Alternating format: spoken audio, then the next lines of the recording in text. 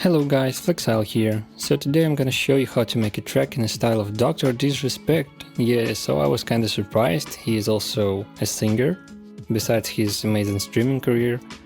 And yeah, the style is synthwave. So why I'm not just calling the video how to make synthwave? Well, I think just because Dr. Disrespect now is more popular than the whole synthwave. Yeah. So just like my remix video, I have this like big drop pattern that has a lot of stuff in it. For example, here I have few pads, bass line, chords, everything in one pattern. It's just making everything easy. Let me show you what it has. So the chords. For the synthwave, it's kind of common to use hardware synth emulations, and Omnisphere has one of the best. So here's the preset. I didn't change it. You can find it in the Omnisphere. And let me show you how it sounds solo.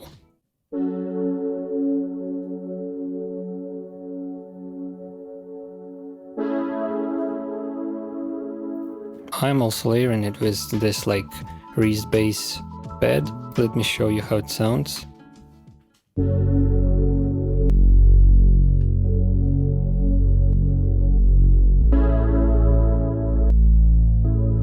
So yeah, I'm using this sound in literally every project. Let me show you how to do it. You just open up Harmless, there's a preset, Reckless DNB. Let me show you how it sounds. Yeah, so heavy drum and bass synth. So what you need to do is take out excessive low end and just turn down the cutoff. Done. What else I have? The drop chords. It's just the same chords, but it also has a bass line. Let me show you the bass line. Processing is as simple as it can be, just some sound goodizer. And what's interesting here, and kind of the trick I will show you now, is how to make your bass line stereo really quick and easy, and without crushing your mono signal. So what you have to do is just use send channel, load up stereo shaper to make everything white, and cut lows before.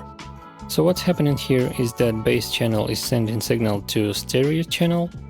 Here it makes everything white and no low end, so when it blends back in the master channel there is no conflict, you know. Let me show you actually how it works.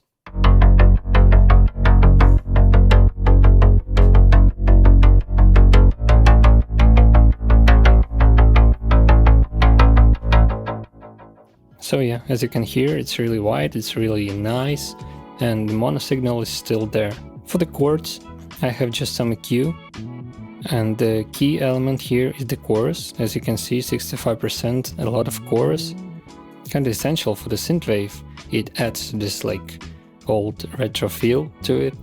And heavy sidechain, also a lot of reverb. A lot of reverb and heavy sidechain is everywhere here on the instruments. Also we have dreamy chords. Just another patch, just with more reverb, make everything even more dreamy. That's the patch.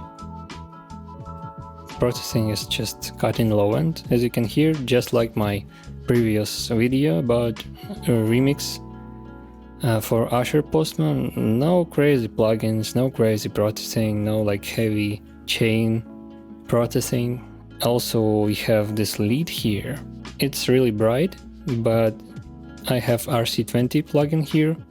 It says retro color, so kinda obvious I'll use this. So what it does is just making everything sound a little more retro. By cutting the high end and adding some tube distortion, also some vinyl emulation, not like vinyl noise, but like wobble effect, so take a listen without.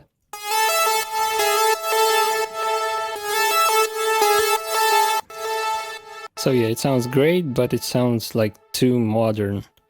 And when I turn it on,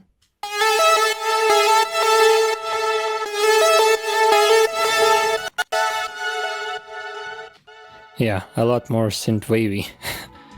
What I have here also delay. I'm automating it so it fills in the gaps between the notes.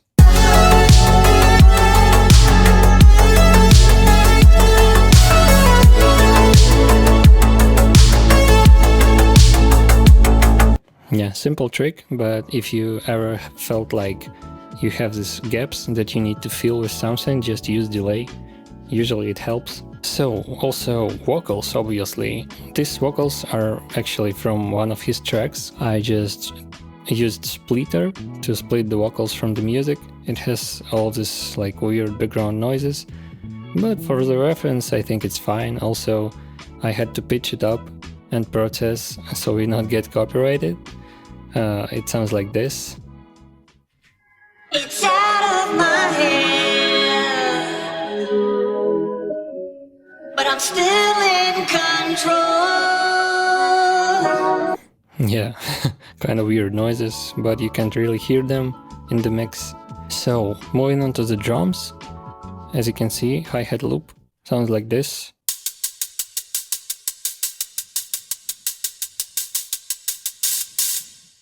Also a lot of reverb. For the drums, I have 2 layers for the kick, that's kinda interesting part. So, main one, and the color. So as you can see, there's no low end, obviously, and I'm making it stereo, just so when they stuck, the sound is full.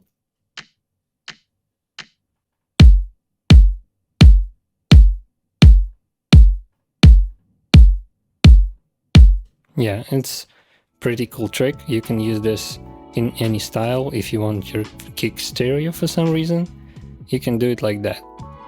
For the clap, it's again a lot of reverb. How much times I say this in this video.